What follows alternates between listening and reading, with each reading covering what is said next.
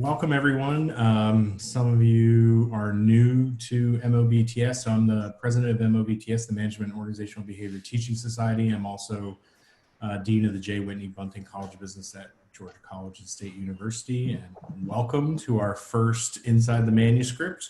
This is an intentional effort by the MOBTS board to begin to expand our reach outside of our membership, but also to provide resources to our members, especially in this environment where we're shifting many of us to remote teaching.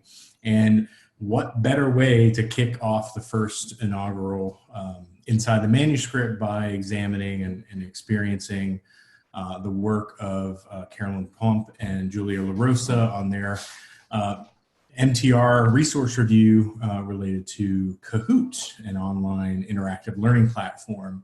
And so hopefully the plan moving forward, we've had about 50 plus registrants for this event, that this will be going to be an ongoing interactive, engaging Zoom event for MOBTS moving forward. For those new to the organization, starting first out, we do have the Journal of Management Education and also MTR Management Teaching Review. And I'm so thrilled and thankful to have Tracy Sigler, one of our outstanding associate editors here, to help facilitate the conversation and really open up an opportunity, not for you to just listen to the authors about their experience and their research, but to really engage and ask questions. This is not any type of recorded podcast. This is really meant to engage attendees to engage with our authors. So from there, I will hand it over to Tracy.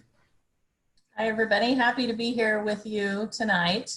I was the associate editor on this paper, but I want you all to know it started out as a presentation at OBTC, I think at the time, right? What year? 2016. 16? Okay.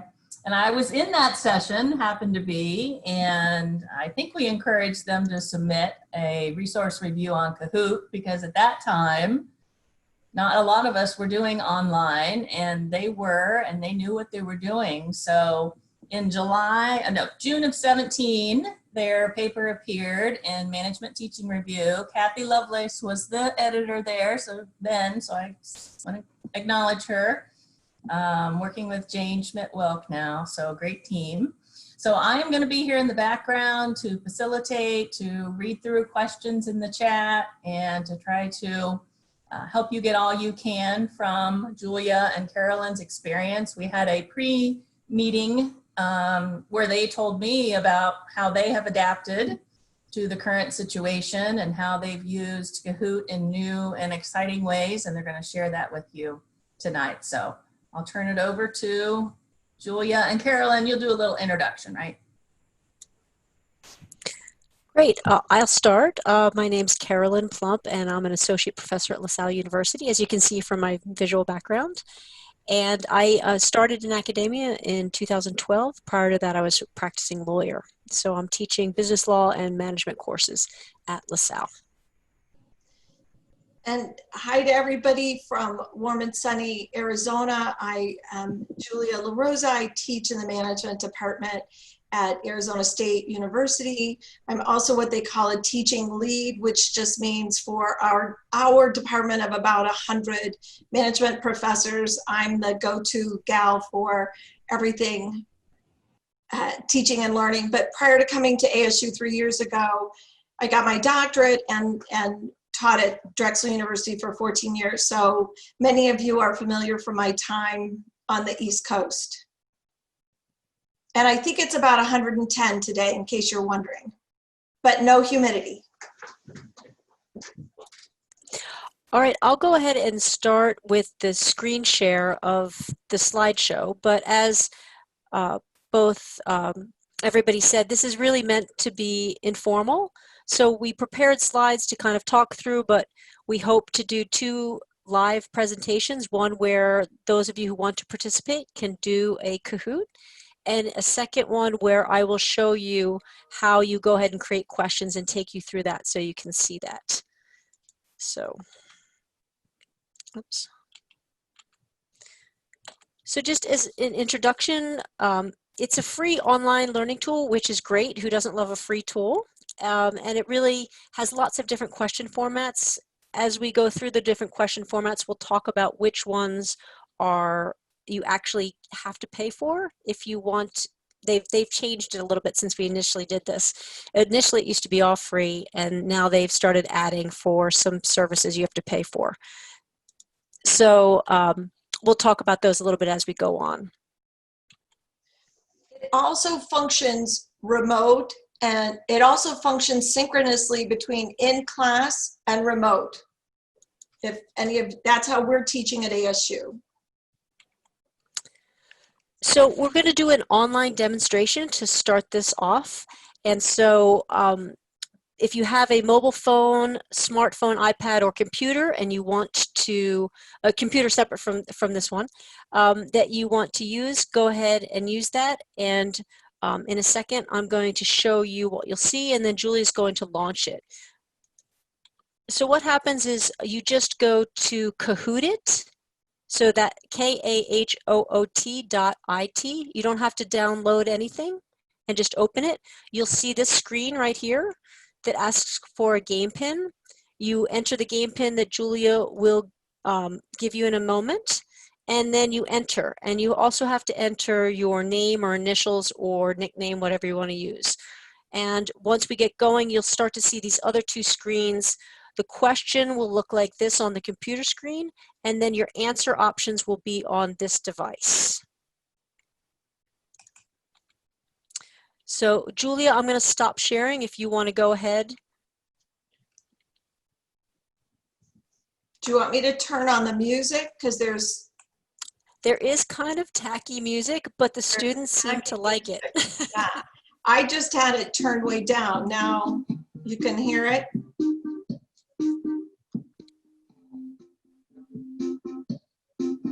And so one of the things we do to get around any FERPA worries is we ask students to use anonymous names if that's a concern for yours. And I teach classes of 300 students, and Kahoot has been able to support numbers in that range.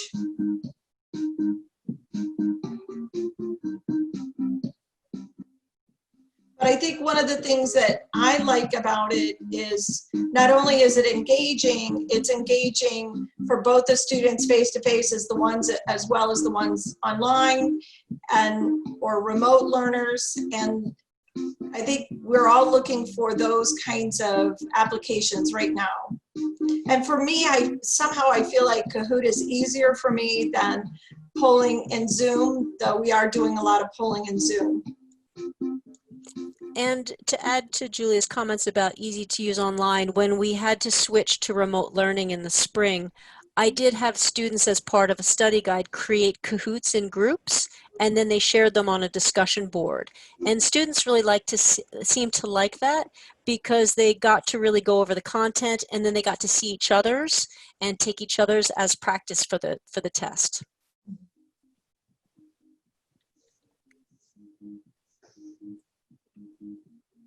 You guys let me know when we're going. What you're actually going to be taking, and we'll see how well you do, is a 1970s trivia quiz. So we'll see how well you guys do with this. Are you guys ready for me to go? So let me begin. And what you're going to do is, if you have your phone, you'll answer on your phone. So one best practice Carolyn and I were talking about was you could be zooming in through your laptop and then use your phone for your Kahoot. So obviously, if you have just one device, it's more difficult to zoom and to take this at the same time. But let's get going. See how you guys do.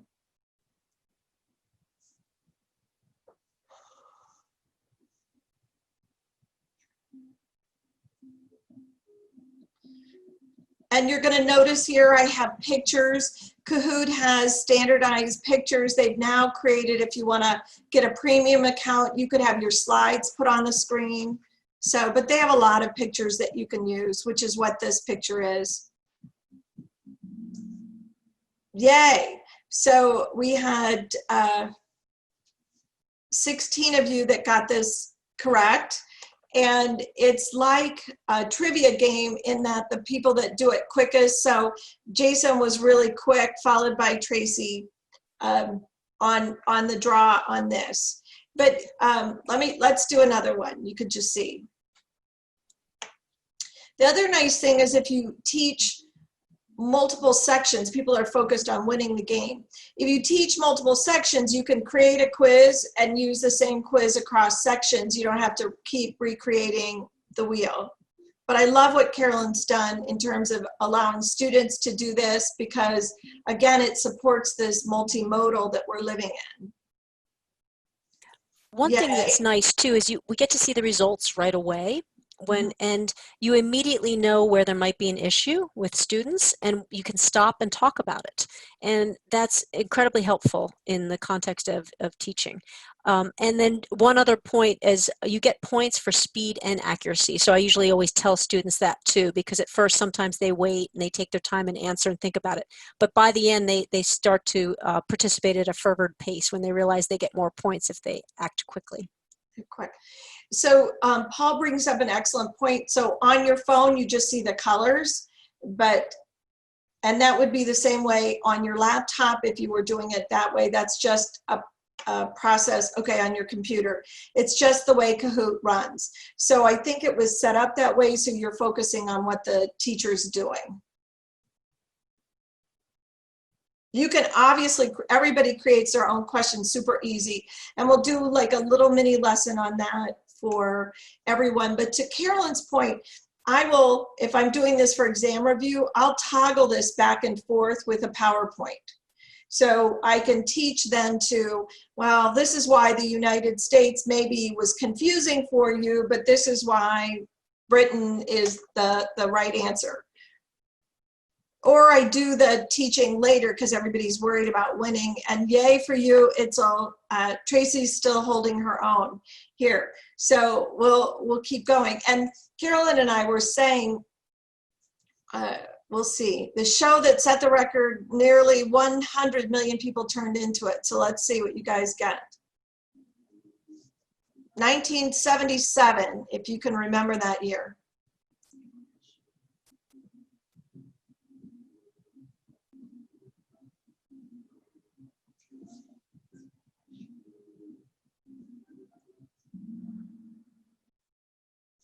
Yeah, Nash. So another question that came up, what about open-ended questions? Now Kahoot, because it's popular, has opened up other options. So if you're willing to pay for a membership or if your university does a membership, you have more options available to you. But everything I'm showing you here is free. Okay, I don't want to hear about people being born before 1977. Yeah, so roots, and nobody got it right, but it looks like Itzel did and Tracy did, so good for you. Would you like me to do one more? I think we have 9 of these. Yeah, keep going. All right, you guys are having fun. So you already see, if you're engaged in this, that this is kind of fun to do.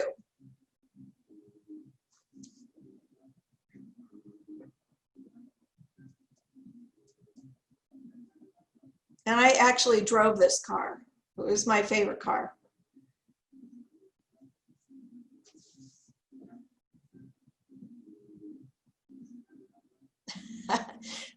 And I'm sorry, Brandon, this is for 70s people. There's an advantage to age. So VW Bug, right, was the number one. We'll just keep going. All right, Itzel, you need to bring it a little bit. You're falling behind. Okay, here we go. Let's see, 1973 Triple Crown. Let's see. There's a picture of it there. Mm-hmm.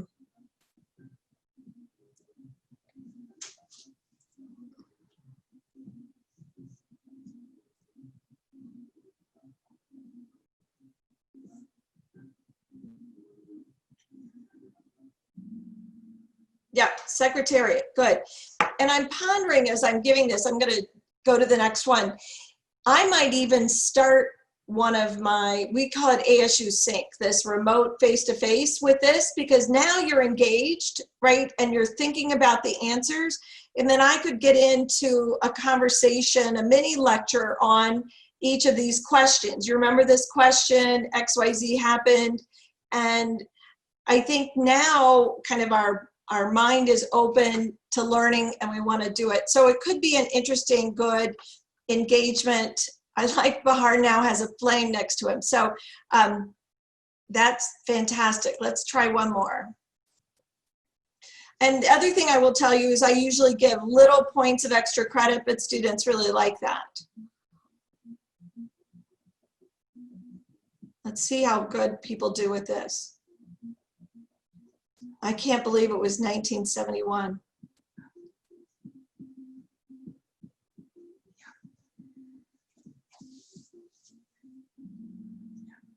Yep, cigarette ads, guys. Isn't that crazy? I can remember cigarette ads, so I'm dating myself a little bit on that. Let's try one. Let's try one. Well, we actually have two more. Maybe I had too many because I kind of got interested in the trivia.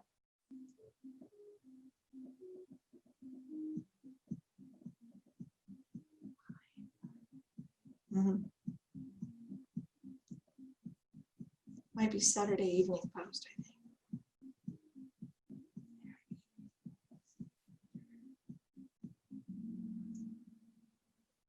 Life magazine, right? I even wondered if it was Saturday Evening Post. So if you notice, I'm going to go to the next one. There's an option for me to skip forward if I wanted to, so you could do that too. Anybody that watched Forrest Gump will get this one correct.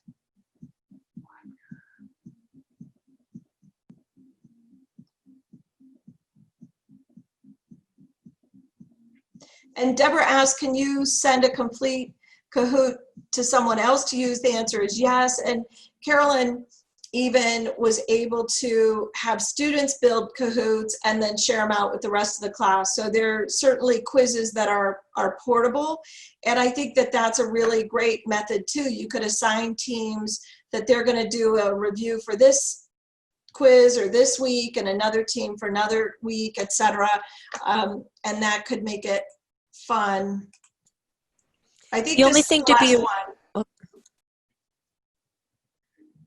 What were you going to say, Carolyn? I'll let them answer it and then I'll... Okay.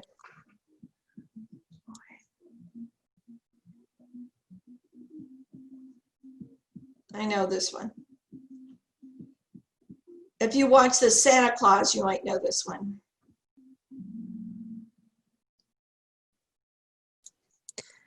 I was just going to say that to share a link, it has to be public. And I'll show you when we go into kind of the nuts and bolts of Kahoot. You can make Kahoots private, but if you want to share them with other people, you have to make them public. And so if I wanted to, you could do this. This is where having kind of different names works, but congratulations to you, Jason.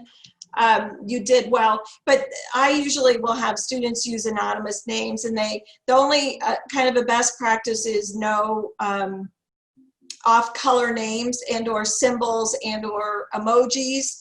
Though we've had, you know, Bin Laden play, we've had, you know, they always end me when they play, or their friends' names or something like that. All right, so I am passing back to you. All right, so we'll go ahead and jump forward here to, I know some people were asking in the chat about how do you create questions, so it might make sense now to show you some of that and how if you're just starting and you don't have an account. So basically to sign up for an account, it's very easy. You just go to Get Kahoot or to Create Kahoot and you sign up. It takes about a minute. You just put your name, your role, your email, and a password. And then when you log in, you have a couple different options. You can learn to use Kahoot through an online quiz that'll walk you through. You can create your own Kahoot, or you can find a public Kahoot. And so I'll show you where those are.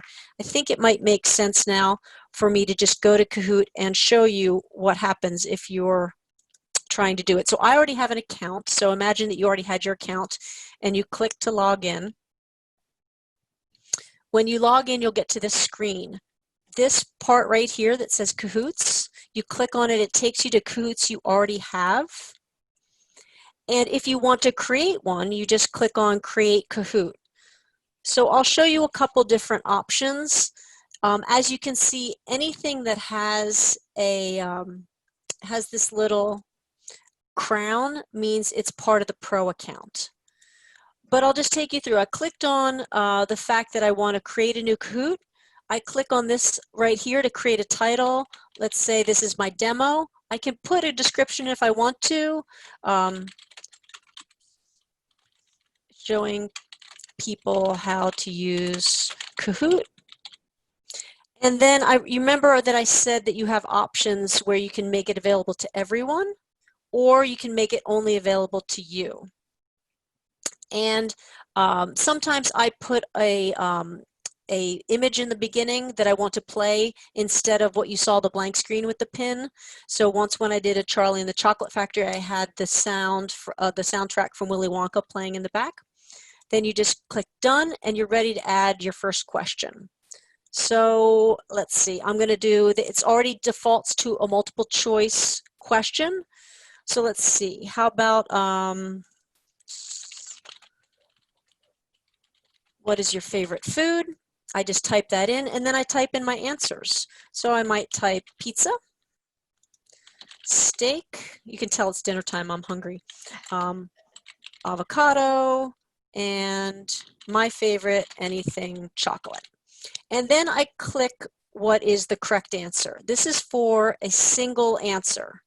Multiple select answers, if you're asking for people where you check multiple times, that's actually a pay feature that they just added. They didn't used to have that. You'll notice you have a couple other options here. Say I want to upload an image from the library that they have. Oh, there's an avocado. Perfect. I'll add that. And I'll show you in the next one when I create it, how to upload from yours or how to do YouTube. I have a couple other options. I can leave it at the default of 20 seconds, which usually works pretty well. That's, I think, what Julia was using. If you have a video, I recommend making sure that you allow time for them to watch the whole video. So I sometimes change it to 120 seconds so that they can watch it and then answer it. Another option you have is with the points. You have three options: 0 points, 1,000 points, or 2,000 points. So that's the first question. I'm done now. I can move on and I can add another one. Here are all the different options that I have. Why don't I do, let's see, how about if I do another quiz one, but this one I'll do multiple answer so you can see that. And again, it's really, oops, trying to get my bar out of the way here so I can see. Let's see, what is the, I can't see with my bar, sorry. What is the first thing you will do post-COVID, right? And for this one, I'm going to allow multiple answers. Let's see, go to the movies, travel, hug loved ones, and party. And then because it's multiple answers, I can select all of these, showing that any of these would work. And this one, let's say I want to upload an image that I already have on my computer. I go to my pictures, I scroll down, oh, there's one for COVID, and I just click on it. So it's pretty easy. I'll do one more that is a different type, and this is a pay for option. So this is called a puzzle, and if you want students to put something in order, you can do this. So what are the stages of litigation? And let's see, you have to put them in order, in the correct order, and then Kahoot will scramble them for you. So complaint, answer, discovery, and trial. And let's see, I'll upload another image. And let's see, I'll do scales of justice for this one. One other option you have, I'll just show in one other question. Let's see, I'll try type an answer, is you can also upload a YouTube link. So you just click on YouTube, say I'm going to ask a question about the weather. This is my daughter is sharing a YouTube account, so that's why there's some Wings of Fire things on here too. So weather channel.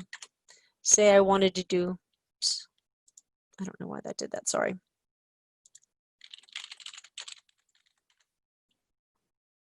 I find this, I click on it,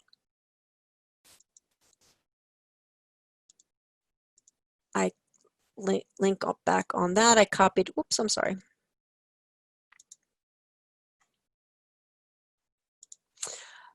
I post the link here, and then it's automatically in here, and I can type a question. And this will be an answer. What is the weather in your area? And then students can type answers in this box. And so you can get all kinds of answers like that. So does anyone have any questions on, oh, actually a couple of things I want to show you real quick. Back to, so when you're done, you click done. It might not be letting me do done because my screen is, all right. There's a couple of options up in this dashboard that are good to know about. One is the Discover, and I mentioned that you can create your own or you can look for public ones. So if you wanted to say, are there any management Kahoots out there? I can click on business management and I get a whole list of different Kahoots, and I can click on them, and I've used this before for myself, and then you can actually duplicate it and you can revise it however you want it. And so that's a really nice feature. There's also a nice feature called reports. And so when I use Kahoot in the classroom, I ask them to use their initials. And there's a reason that I do that is because I can go into these reports later, and I can see when I click on this, it takes a minute to upload how many players I had, maybe I didn't click on the right one, what the difficult questions were. So if there's one question that a lot of people got wrong, I can see that. And I can also see, it shows me who needs help. So if there was one student who got, 9 of 10 wrong, I'll see that student's name and initial here, and I can follow up with that student separately. So that's a really nice part of Kahoot too. So I'm going to click out of Kahoot and move on. All right, so the types of questions that Julie and I have used, most of these, as I said, some of them are free. You can see I demonstrated a few of them. I think Julie is going to talk a little bit about the polls. She's used that. There's also importing slides. I have not used this. I don't know if Julie has used this, but that's part of the Pro account. You can attach slides to questions. And so this is a nice feature if students are doing it at their own pace and they're not sure and you want to attach a slide maybe from when you were teaching to show them, more information, more detailed information that explains the answer. That's a nice feature too that it has. Now, Carolyn, someone asked, have you used the video feature? And I know it's something that you've done. It's probably something I'm going to ponder about negotiation, because there's a lot of different negotiation techniques, and I'm envisioning showing the technique and then having a Kahoot question, what is it? And I have used the video feature. I haven't used links from YouTube that were public. I used YouTube links from my private channel. So what I did for the exercise that I used this for was to upload short 1-minute clips from Charlie and the Chocolate Factory. And then I showed the 1-minute clips and asked the students a question. It was part of a review. And I thought it was a fun way for them to review it, to watch movie clips and then answer questions. And so it worked really well. There was another. Yeah, go ahead. Look, Julia. I was going to say there's another question about short answer. And so I don't use Kahoot as an assessment vehicle. We use Canvas, so I use McGraw-Hill for quizzes.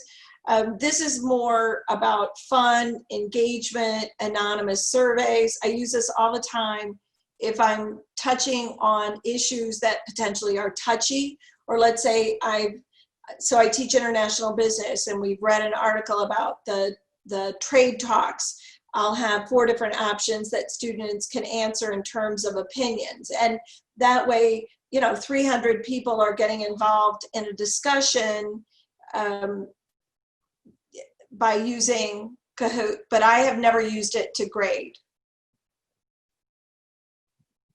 Julia raises a great point about touchy subjects. I've definitely used it for that too. I had a sports law class I was teaching, and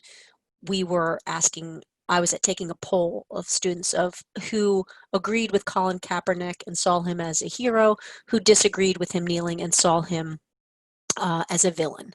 I think I phrased it slightly different than that, but I wanted to gauge the room and then we could kind of talk about it a little bit, but I didn't want anyone to have to self-identify, because it sometimes can be, there are lots of subjects to cover.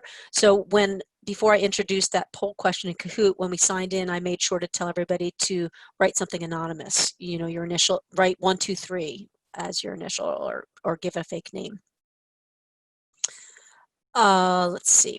So applications, the one thing that's nice about it, especially in the new world we find ourselves in, is that you can use it in the classroom and you can use it outside the classroom too, online and asynchronously, which is really nice.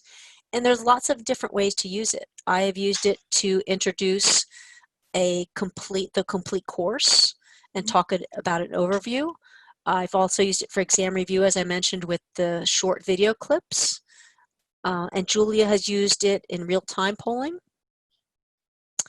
We talked about an anonymous discussion starter, and I think Julia was going to talk a little bit about the negotiations application that she used recently. So at the end of my negotiation class, students provide a presentation and they'll use Kahoot as they're demonstrating a negotiation, and the students in the classroom got to vote which technique they thought should come next, and they could rate the people in the negotiation. And again, it was really fun and engaging. The other way I also use Kahoot, I do it all the time in my 300-person lectures, is I do it as an introduction. So, where are you from? I ask all different kinds of questions. Are you a senior, junior, sophomore, etc.? And it's a really quick way to kind of let the students kind of get involved and learn one another. And I think I'm definitely going to be doing that as we move into this synchronous remote kind of environment, because I'm going to be curious how many people are not in Arizona who are taking the class. But just as you guys saw at the beginning, it's fun, right? And you can't, I would not overuse it at all. I wouldn't use it every class, but it's kind of one of those things that you can put in and everybody kind of wakes up and enjoys. I have not used this asynchronously. This is only a synchronous tool. So when I'm talking about ASU Sync, I have 75% of my students who are coming in remotely and 25% of my students that are in class. That's what I'm talking about. I'm not talking about async. So you'll see the benefits here. Also a couple kind of lessons learned or things that we've run into. There is a character limit on the questions. So when you're creating them, you have to be a little more pithy than maybe we're prone to be as professors. There's a time limit to read the questions. Again, you can make it a little bit longer. And so if you have a number of international students or where English is a second language, I try and make sure I adjust the timing for that. I've sometimes had issues with connectivity or students not having devices. There's a nice feature on Kahoot where they can do team play. So I'll allow them to kind of work together, and that's a nice feature too. And sometimes students get kicked out of Kahoot quiz if they sign in too early and it takes a while for other people to log in. I don't know if that happened to anybody when they were getting ready to play Julia's quiz, but sometimes you have to keep refreshing the screen, so that can be a little frustrating. But those are really the only things that I've found that are kind of stumbling blocks with it.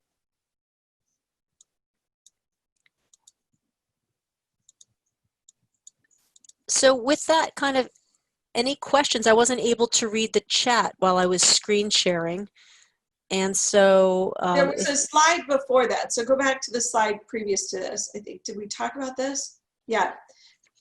So one of the things that we're finding as we're venturing into the brave new world, at least at ASU, is don't try to take on too many different technologies because your head will explode. So Kahoot is kind of this easy, attainable tool that you can bring in and liven up class. It's not difficult.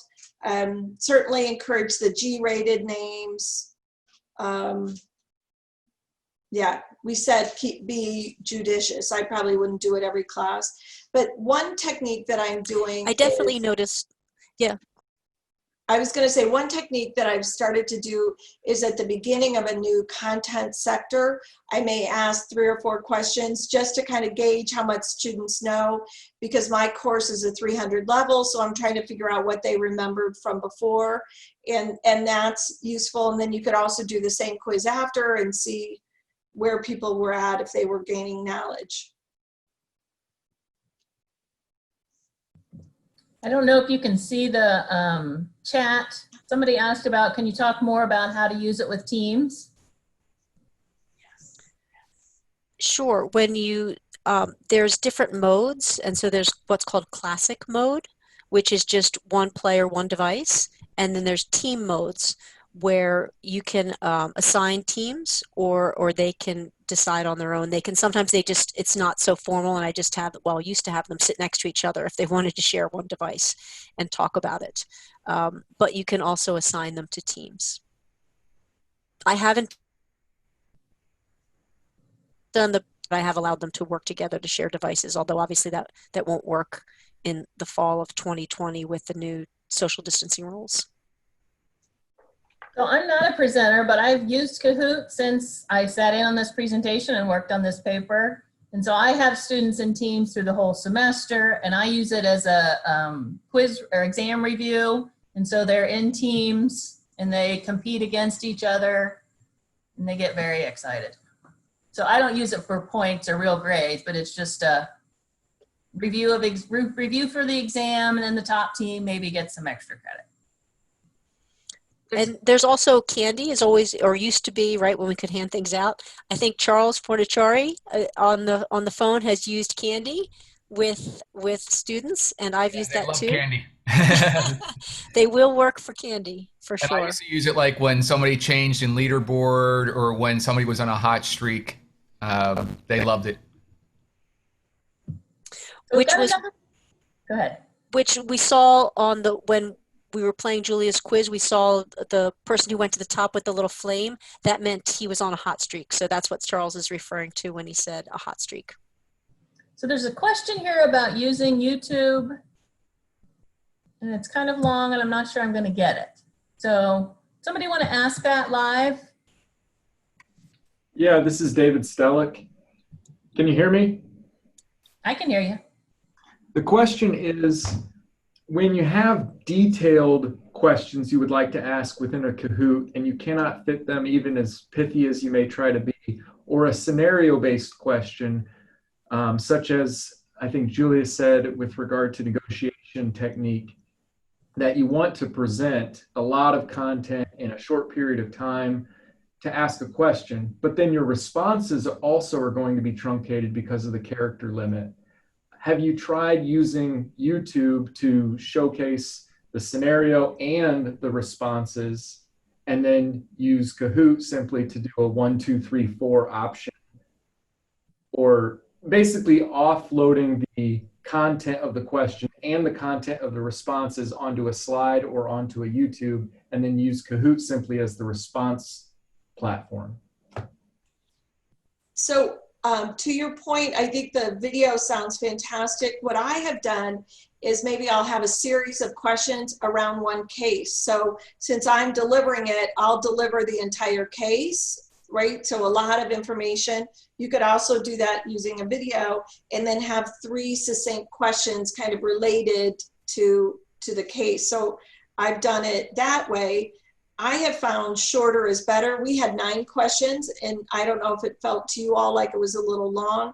I like to have it 3 or 4 questions and maybe do 3 different games if I'm doing an exam review. That's just what I have found. Fewer is better, because if you get behind, you kind of lose interest.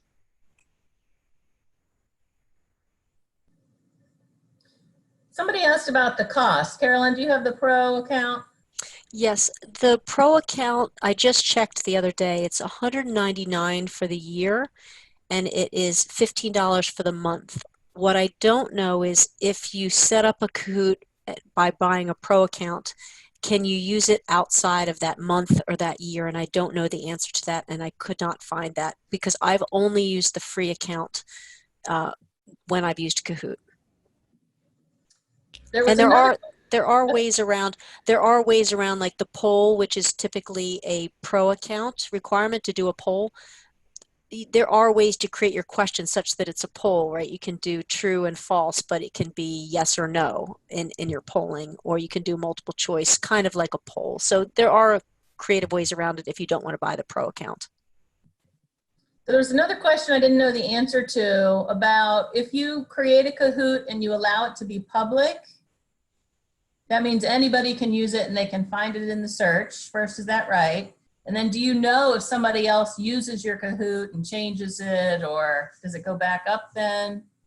Any experience with that?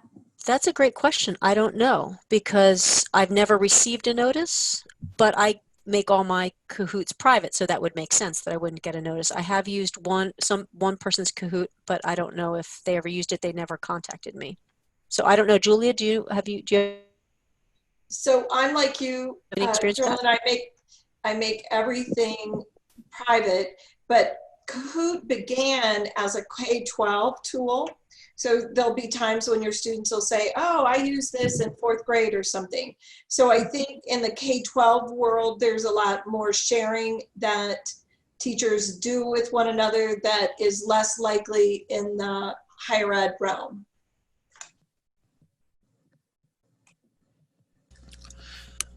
I noticed there was something about creative negotiation applications on one of the slides. Could you talk about that? So the way we'll do it is a student team has been assigned a case, and they're doing the negotiation in front of us.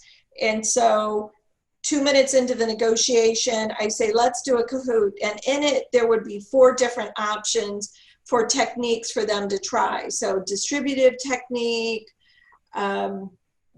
you're pushing me and I'm not thinking in the negotiation mindset. Some different techniques, right? And so then the class chooses, clicks, and then the team has to continue the role play given the directive from the class. Does that make sense? Not completely. Maybe you could elaborate a little bit more. So they're broken out into teams. No, so there's one team that's presenting to the whole class. Okay. And we have a little background on the case, but this team really knows the case well. And they'll be negotiating along, and then I'll say, okay, let's stop. And there are different techniques we've learned in class. So a distributive technique would be a heavy-handed, I win, you lose. Another one, I'm just drawing a blank, and I'm so sorry. Where we log roll, so you take something outside the negotiation and you bring it into the negotiation. But there would be 4 different techniques, and we as a class choose what we'd like to see this team continue doing in their negotiation. So then whatever we have chosen, they then have to continue to act it out. And you have 2 or 3 of those. And so what it means is people have to really be on their toes, and they have to understand what those techniques are. But it makes it really fun for the people participating, because now I'm engaged in really watching them demonstrate these techniques. Got it. Thanks. That makes sense. So using it as a polling function to get the mood of the class to do something and drive actions. Yeah. It's polling the class, and then the students are involved with the negotiation because they get to choose what they want the negotiators to do. And the thing is paybacks, because if we're difficult to your team, they can be difficult to you, right? So there's a little bit of that. But like I see Jason smiling. It's all about just kind of bringing life to class while we're learning. And Paul said here, improv, that was the new word. We've been using the word pivot a lot and digitally agile. The new word that they're talking to us about as teachers in this world is improvisation. So you know, that's active improvisation. So Carolyn's put up some discussion questions. Anybody else have any experiences to share or questions that we haven't covered yet?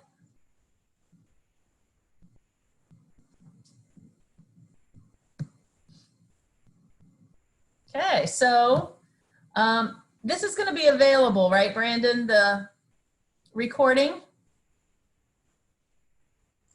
Yes, after a couple days, if you give me a couple days, I will edit it accordingly and post it on our website. We'll post it to YouTube and embed it on the website. We'll post it to our Facebook group as well.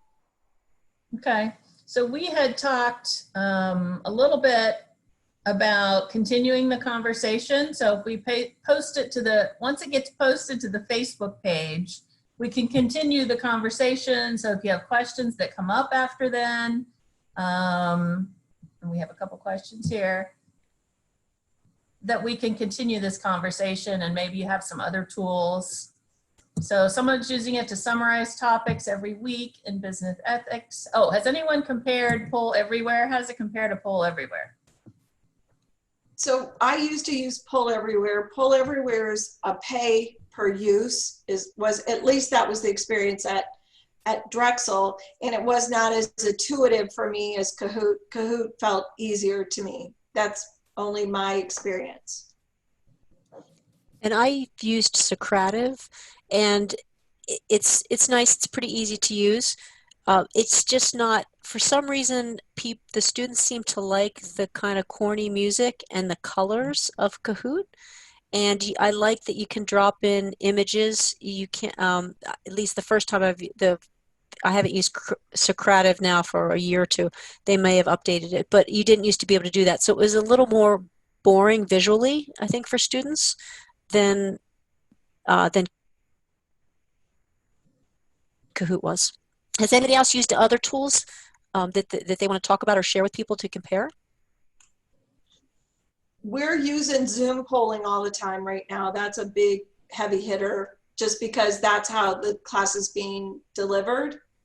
But again, it's not quite there's not engagement to it like you do with the Kahoot. The students do like to see their names go up and down on the leaderboard list. But as Julia mentioned, there is kind of fatigue if there are too many questions and somebody drops down. So keeping the quizzes and the kind of short to maybe 4 or 5 questions, even if you do it at different parts, different points during the class, seems to work well. How do you like Zoom polling, Julia? Are you the one using that? It's not quite as intuitive. It feels a little more like a heavy lift to me. But it's just because I'm used to Kahoot. So in keeping with this idea of kind of staying focused with all the new technology, I probably will continue to use Kahoot because I know it, and not Zoom polling because it's a newer kind of modality for me. I think we're finding that to be a real best practice because so many of us are overwhelmed with everything that's happening and all the different technology. And we want to appear to be well versed and ready to go. So I think that's kind of becoming a best practice. Focus on that technology that you want to use and allow yourself to learn new technology later on. And I have used Zoom polling, and I do like it. It's particularly if I don't want to have to switch back and forth for a screen or get onto Kahoot. If I just want to ask one or two things quickly, I have used just Zoom polling, and I like having it right in my meeting so that I can do a breakout room and send questions or do that. So breakout rooms sending questions to students is a nice feature to use. Does anybody complain they can't participate because they don't have a mobile device? That might go back to our discussion about using it online. Carolyn, you want to? I have, and I was concerned about that in the spring, that students were sometimes using their phones to do synchronous classes online, and so they didn't have the ability to then also do a Kahoot. So that's why for that portion in the spring, I had them send in Kahoots on discussion boards, the links, and the students played them. In class, I have had students, and that's easy. That was easy enough in the past just to let them share. And I guess in the socially distanced world of classrooms now, they could just watch what happens. They could still see the answer and hear the discussion if they didn't have a device with which they could participate.